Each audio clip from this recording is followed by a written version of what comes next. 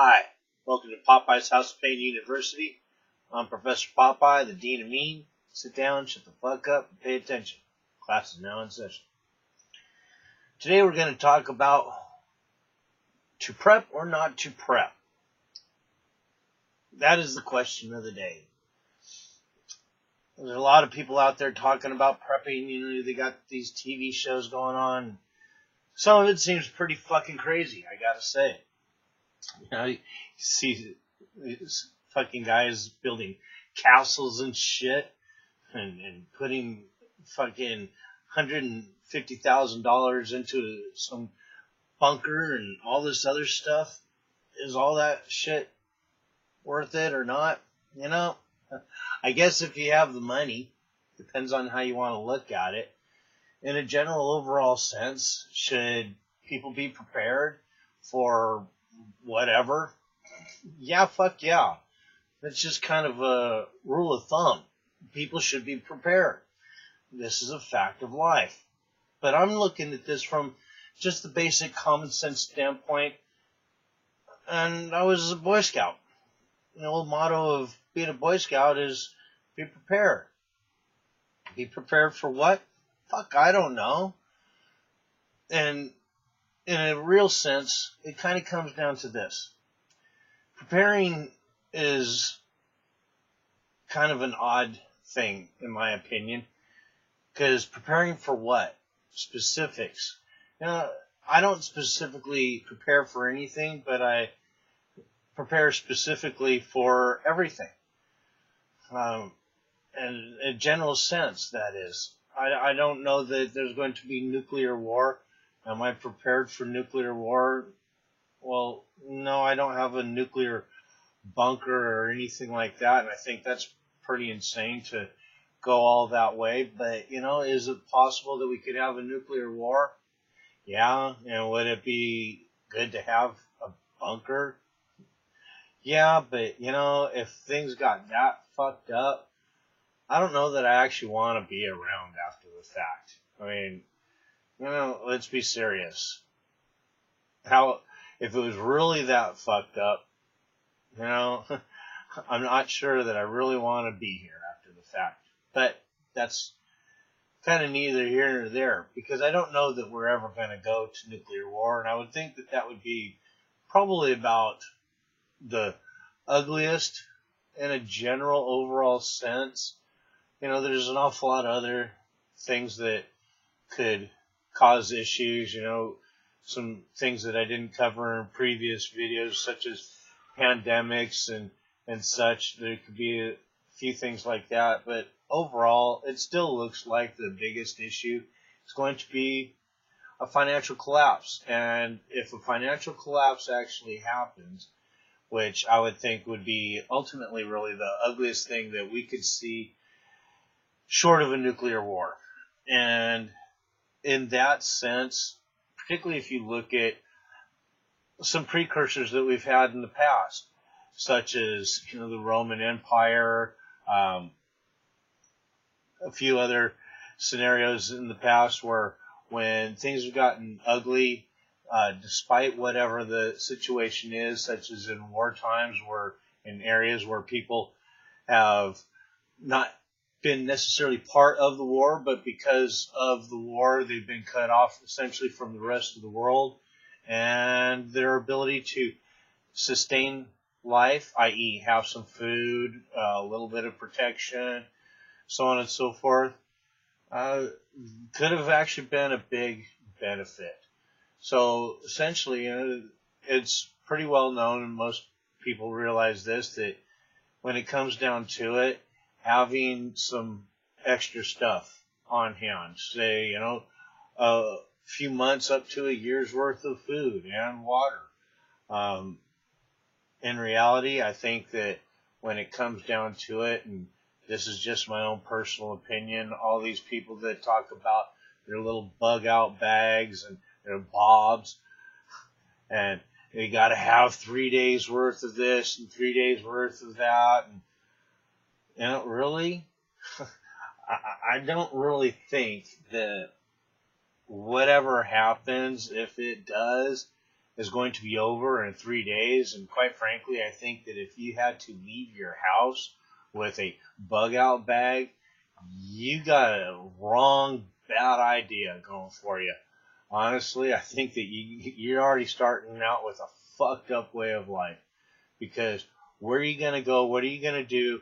And really for 3 days, you got to kind of think about some of these things a little bit. You know, if you're having to leave your house, chances are really pretty fucking good you're not coming back. I mean, let's just be fucking serious.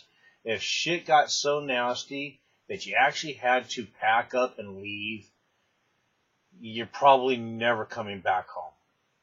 Let's just be realistic. But in reality, when it comes down to it, where the fuck you gonna go? Let's be really serious. Where the fuck are you gonna go? Most people that are even slightly outdoor recreational types that think, oh, well, I'll just go do some hunting and fishing. Okay, well, that's all well and good, but how good are all your other skills? Do you know how to build shelters? Do you know how to start fires? Do you know how to do all these things? And where are you going to go and do all this stuff at? And are you going to do it in a place where there is nobody else? Because I'd like to know where that fucking place is. Because where the hell do you think that you're going to go that there probably isn't already a few thousand people at a minimum that already know about where it is you're thinking of going? And why do I say this? Let's be really fucking realistic. If you thought of it, there's probably a lot of other people that thought of it too.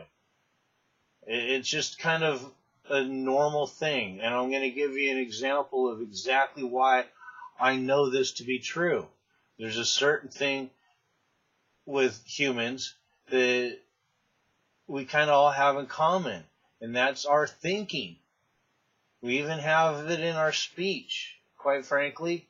And the proof of this is when you've had a conversation with several people, and at any one time, more than or two or more people blurt out exactly the same thing with exactly the same wording. So what I'm talking about.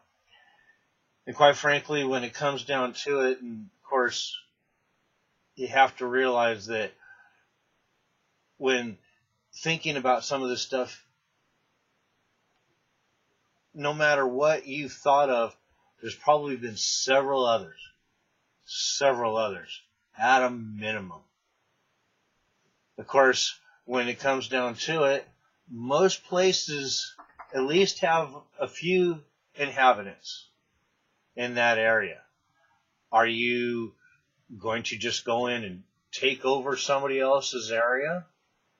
You know, outside of pure, raw, open public land, most land is privately owned in some way or another. And yes, there is a lot of public land out there too, but there's a lot of private. Just going to go and invade somebody's land? I don't know how welcome you might be to just walk onto somebody's land and tell people, hey, I'm going to come in and hunt and fish and take all your resources from you. You might get a fucking shotgun blast in the ass. Just saying. And that's pretty simply put. You know, if you just went onto somebody's land and you were uninvited, they probably are going to want you to leave. Now, maybe if you had something to offer, they might be amicable to let you stay and work, but, you know, there will only be so much of that, so maybe first come, first serve might get some kind of a situation like that. But then, what are you going to do after that?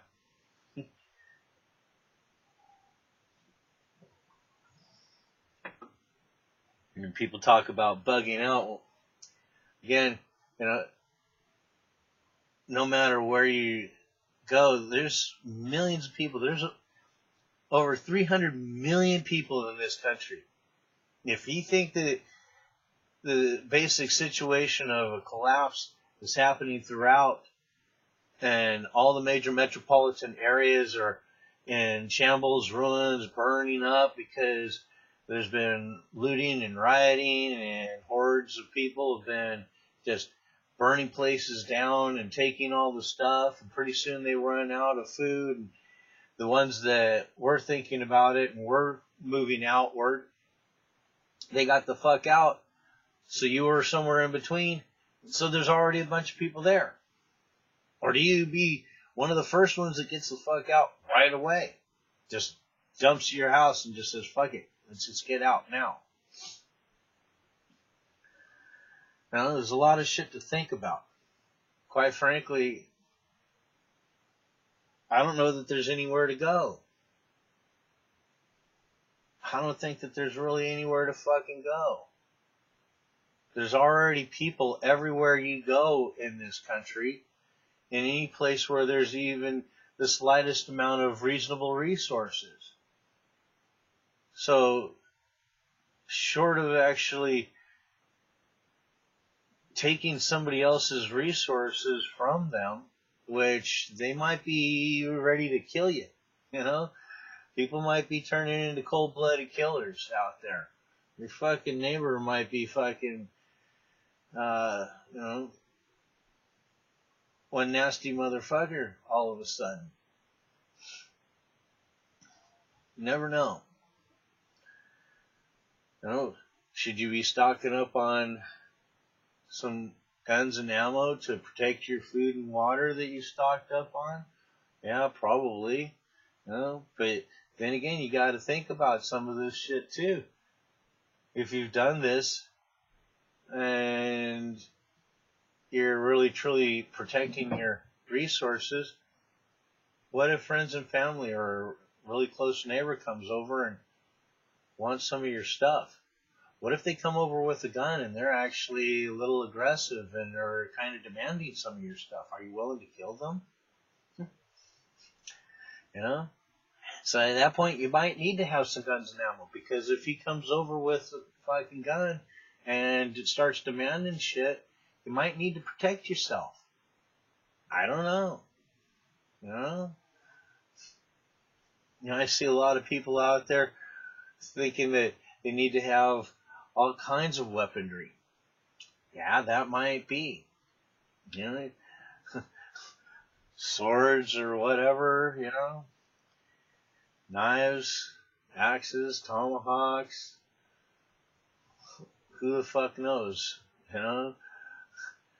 People are stockpiling all kinds of shit, so you never know when you might run into the wrong guy that has way more weaponry than you. Maybe you stockpile a whole bunch of that shit too. I don't know. Is it worth it? This is something you have to assess for yourself. Should you be ready to have firearms ready to start carrying? Have it out in the open to where you look scary so that people don't fuck with you? I don't know. Is it better to be a gray man to where you just kind of fit in and don't get noticed at all? Don't look like you're any kind of a threat? I don't know. Gray man can also look rather soft as opposed to the guy with the gun over his shoulder. These are things that need to be thought about. Have you thought about them? Because if you're walking around with just a knife or an axe or a tomahawk, yeah, you still look like you might be posing a bit of a threat, but you also look like, you are only a threat up close. You're still a hard target, but you're only a threat up close. You got somebody with a gun that's willing to shoot you from a bit of a distance, well, you might be a target no matter what. So you got to kind of think about some of these things. Then what about meds, medical supplies, bandages, antibiotics, antiseptic. Are you prepared? Do you have any of these things? Is it probably necessary to have some of this stuff on hand at all times, no matter what? Yeah, it probably is. Because just because I'm talking about worst case scenario and a financial collapse, you know, depending on what part of the country you're in, you could have earthquakes, you could have hurricanes, you could have all kinds of shit that can take down the system, the electrical system, the power grid goes down. That means then that potentially cell phones and all of that aren't working because cell towers aren't functional. There's an awful lot of things to consider here. And if in a worst case scenario happens, do you think that you can rely on the police and government and the military to protect you, to provide for you? No. They're probably going to run and scatter, particularly if the grid goes down. If there's no power, those guys become essentially useless. They don't have any communication in the same sense that a lot of other people don't. There won't be a lot of communication to them. Maybe the military some, but only so far.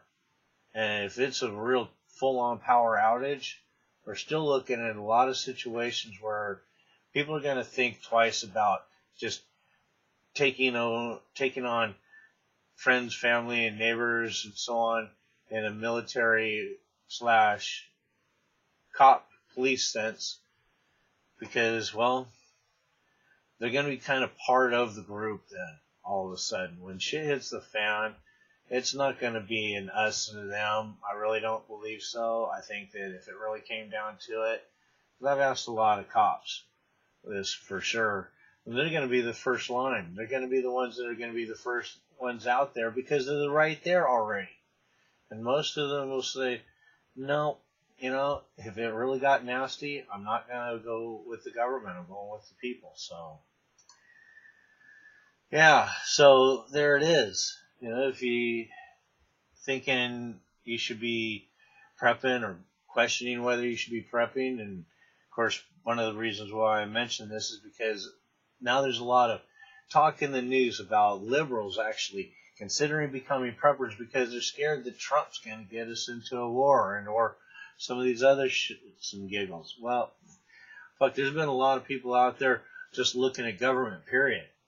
Fuck one side or the other. They just realize that there's a lot of bullshit out there going on, and you should probably just be prepared. Of course, look at the Mormons. Mormons are supposed to have typically, and not all of them do, but a good majority of them have roughly a year's worth of food and supplies, other stuff, not just food.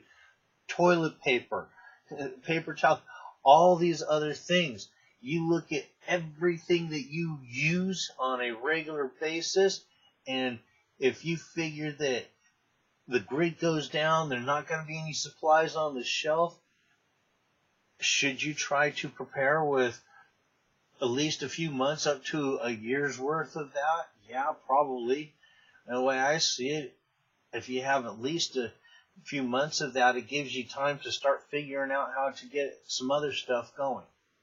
Whether you're going to start growing your own food, figuring out whether or not you're going to have to bug out. If you got to bug out to somewhere or where the fuck, I don't know, but, bug out. So, yeah. Start thinking about some of this shit, people. Start figuring out whether or not you should be prepping or not. And the real question is, yes, you should. The real question after that is, how should you? Everybody's in a different situation. There's people that live in the cities and the big cities. There's people that live out in rural areas. And everybody probably should be prepared a little bit differently based on their own situation, obviously. People that live in the cities and are living in apartment type settings and so on, you can still do some of this stuff. Nothing says that because you're in a small setting, you can't figure out a way of making sure that you got some extra supplies on hand too. Let's be serious. You know, do you have to go all Rambo and have all kinds of tactical gear and that kind of crap? You know, I think that that's pretty crazy. I honestly don't believe that that is necessary. Yeah, you could do it, obviously, particularly if you're planning on going to war with people, particularly if you plan on going to war with the government, if you plan on having a full-on revolution and starting to shoot it out with government agents of one nature or another, whether it be cops, military, whatever. Yeah, you might want to have your body armor and your AR-15s and some of these other things, and not to say that any of that is bad, obviously, it's not.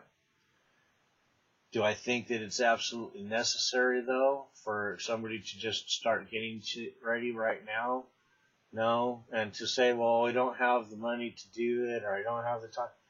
It don't take fucking shit to just start buying up some rice and some beans, start storing them in sealable Mylar bags, just putting them on a shelf, putting them in a bucket, putting the bucket off to the side in the corner of the garage or whatever.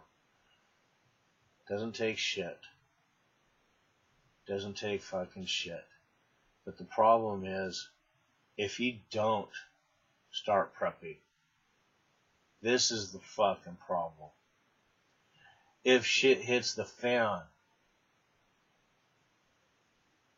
don't fucking be looking at your neighbor that has been prepping and decide, well, I'm going to go and fucking take his food.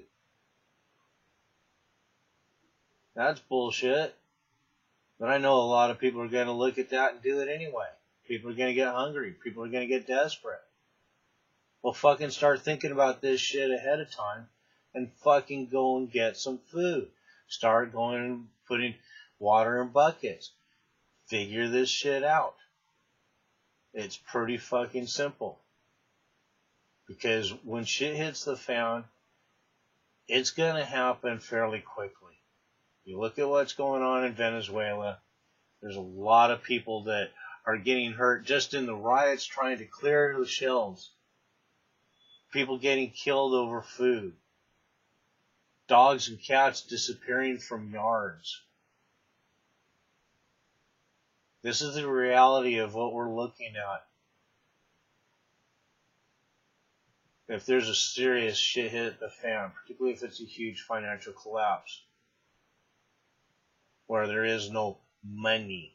If the dollar bill, correct me, the Federal Reserve note is not money. It is a debt. And it is nothing more than a giant bubble right now. The banks have been writing bad checks for many, many years. It's called fractional reserve lending. Basically means that if they have $1, they can lend 9. Well, anybody else does that, it's called writing bad checks. Pretty fucking simple. And then there's the quantitative easing. Fucking fact of life. This shit's gonna happen. And then there's the debt bubble. So, when that happens, there's not going to be any money.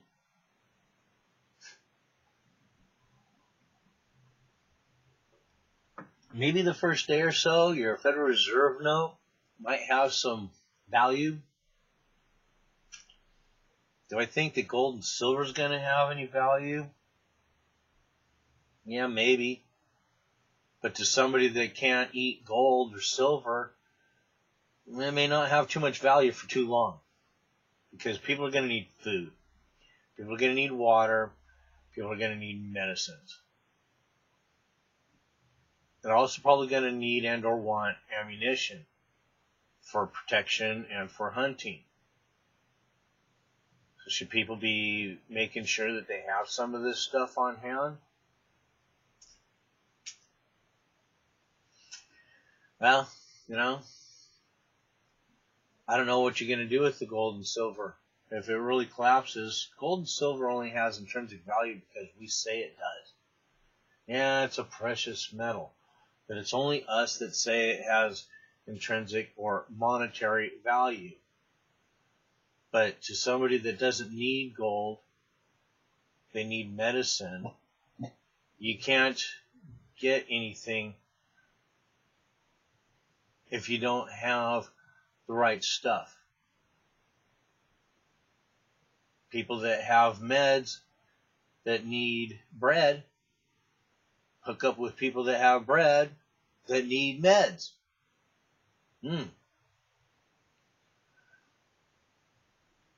Money's going to go back to a lot of trading again. There's not going to be much money. Some of these things need to be, again, thought about. You know? Stuff that is of value, services that are of value. If you can make something that's worth value that you can trade for something, this is all worth considering. This is a prepping kind of thing. Making sure that you have some kind of old school, traditional, basic skills. Sewing, cooking, blowing glass, forging knives, fucking shoeing horses. You know, a lot of different shit out there. A lot of different shit. And shoeing horses, yeah, that one's going to be probably a big one. And I say that because, well, shit hits the fan for a while. Gas is going to become scarce. People are going to go back to riding bikes, riding horses. And, of course, for the bikes, you know, if you don't have something to trade or you don't already have a bike, what the fuck are you going to do? Where are you going to get your bike from? Your car's going to break down pretty soon. And if there's no money to pay for a mechanic, if there's any mechanics still fixing cars, how are you going to pay for it? Some things to consider here, you know? Obviously, even if we're not shoved out of town, people are still living in their houses and they just basically have run out of food, run out of resources. There's nowhere to go. You have no way to get there, even if you did. Outside of maybe you have a horse. All of a sudden, things kind of go back to a bit more of a primitive lifestyle again. You know, the farmer that grows hay for the horses all of a sudden becomes a real popular guy. Real fucking popular. The guy that can forge knives so that people can still cook food. They have a way of being able to butcher some meat, cut their food up. This is going to be an important thing. You know, guns and ammo, that's a great thing for protection to a certain extent, but I guarantee you when the bullets run out, blades will rule the world. Blades already rule the world. They'll just rule it more. Because it will be your only weaponry at that point. Unless there's somebody that's still able to come up with enough of the right compounds on a regular, consistent basis to make gunpowder and bullets. Not to say that it can't happen, because obviously there's another skill. There's another skill right there. Figuring out how to make bullets from a very old school standpoint. Putting together the basic compounds to make a gunpowder, to get it into the shell, load a fresh slug, put a fresh cap in it, unless it's rimfire.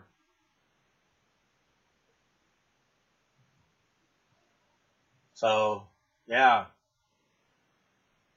there you go. Prepping should be done, but it should be done in such a way that I believe that, you know, I don't know that there's going to be rioting in the streets. I don't know that there isn't.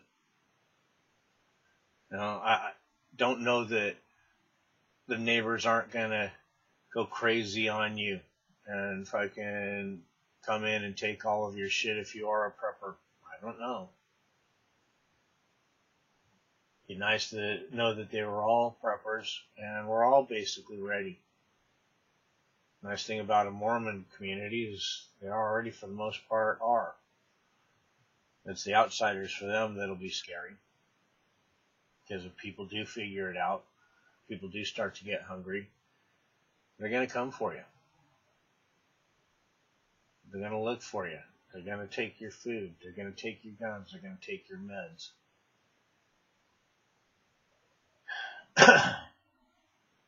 Kind of makes it almost a fucked up thing to be a prepper at that point. Which is also part of the reason why there's things to consider as to whether or not you brandish your guns. You walking around toting a shotgun on your back and a sidearm strapped to your hip, looking like you got something to protect. Whereas a gray man, yeah, he may not look like he's got something to protect, but then again, what the fuck happens when everybody in your neighborhood or everybody in your basic vicinity realizes that you're still pretty well fed and they're not? And all of a sudden you're not so great. There's a lot of shit to think about here. A lot of shit. And of course then there's the idea behind whether or not you're going to take in people, particularly single women, single mothers. You're going to take in a single mom just because you feel sorry for her, because there's no food out there, she's starving, she's got a child. You're going to be able to say no to that single mom? What if it's just a single mom that her husband just got killed in the ruckus of shit hitting the fan? She's not just a basic fucked up liberal single mom.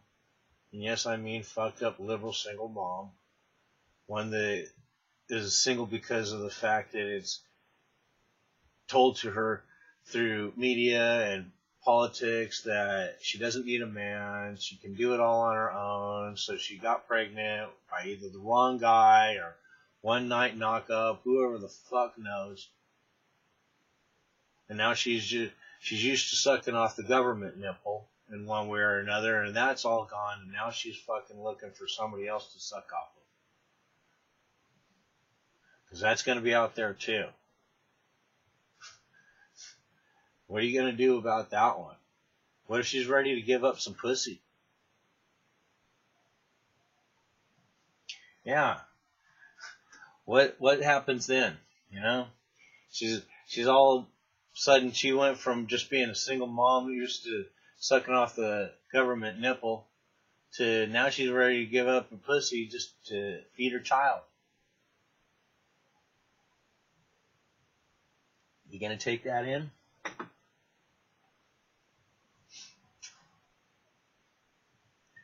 What happens if you do take that in and she robs you blind?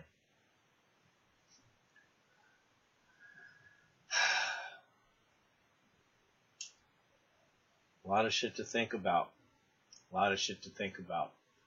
Yeah, you should be a prepper, but you got to be able to figure some of this shit out in a way that doesn't put you into jeopardy as well. You got to figure some of this shit out from the standpoint of when shit does hit the fan, am I ready to shoot my neighbor? Am I ready to shoot a family member, a friend, to protect what I've got, to protect what I've done? Some shit to fucking think about. Because what if a friend or family member comes over, like I said earlier? They got that gun. You got your shit to protect.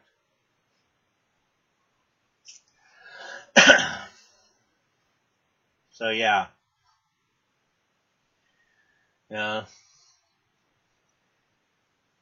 Who the fuck knows what's gonna happen?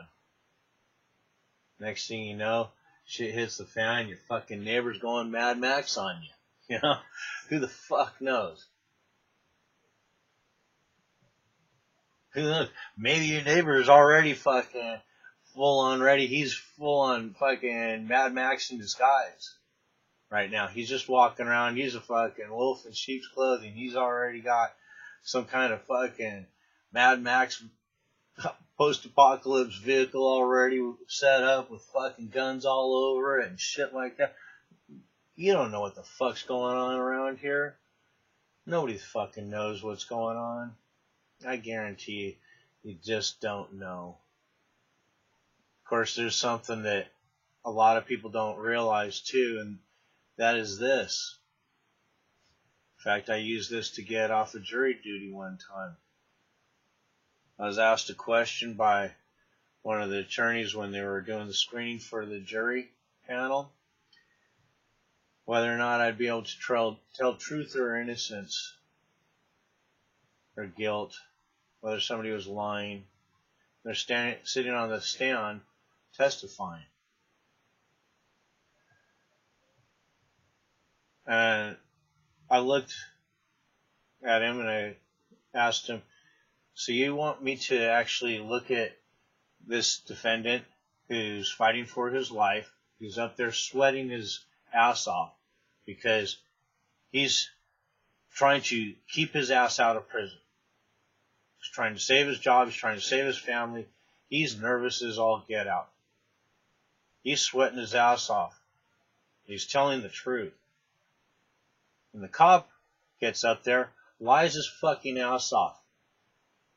Why? Because he's used to this shit. Been lying for a long time about a lot of different fucking defendants. He's cold, calm, collected, not sweating a fucking drop. But he's lying his ass off. So you want me to determine truth, lies, guilt, all from that?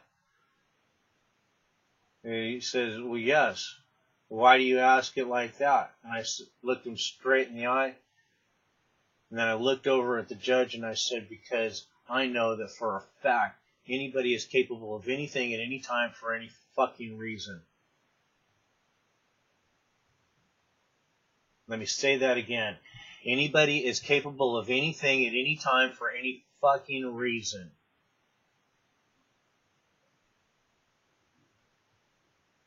It's called mens rea in a court of law. It's the criminal mind, if you were to look at it from that standpoint. In court of law, they have to prove not only that the defendant committed the criminal act, but they also must prove intent, which is the criminal mind, one of the most difficult things to prove, i.e. going inside somebody's head and proving intent. The reason being is because anybody at any time for any fucking reason will do anything. Any fucking thing. Including shoot you in the fucking head to take all of your shit. Are you ready to shoot first? To protect your shit? Anybody at any time for any reason will do anything. You got to consider these things before it gets to that point.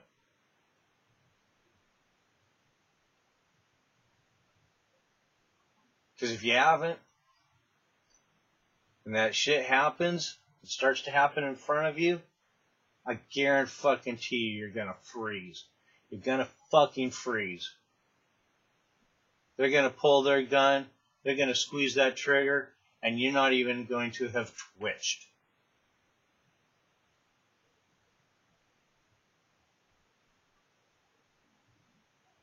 You're done. Game over. They take your shit. Everything. Whatever it is that you have, including the place that you were staying at that time. If it happens to be your house, now becomes theirs. Oh, and don't worry about the police. Police won't come. Remember, the police have pretty much scattered to the wind. There's not going to be any law and order at that time, particularly right at first. It's going to take some time for the dust to settle. I guarantee you. It's going to take some time for the dust to settle, for things to start getting back to some kind of semblance of a normal, peaceful society. And I can easily imagine that it will ultimately get back to that. Do I think that there's going to be some thinning of the herd for a while? Yeah. Yeah, there's going to be some thinning of the herd for sure. But then again, that's not necessarily a bad thing, because we won't necessarily have the food supply, particularly right at first, for everybody to sustain life anyway.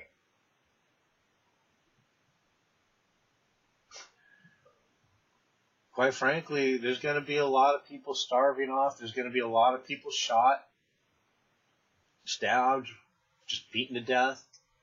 Because if riots happen over food, particularly, it's going to get ugly.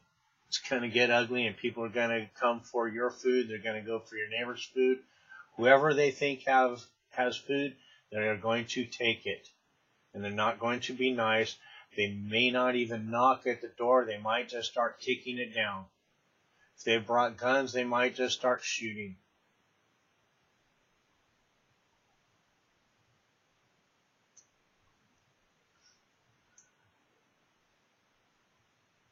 So yeah, a lot of shit to think about. A lot of shit to think about.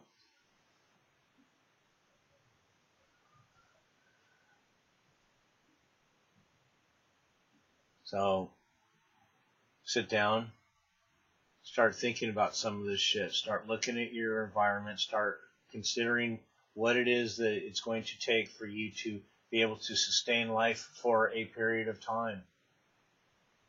At least a couple of months. I recommend at least a year. But I'll leave that up to you. Start figuring out how you're going to do some of these things. If you're going to bug out, figure out a place that you're going to go. If you think that there's a good place to go, like I said, there isn't really, I don't think, but hey, figure it out. Class dismissed.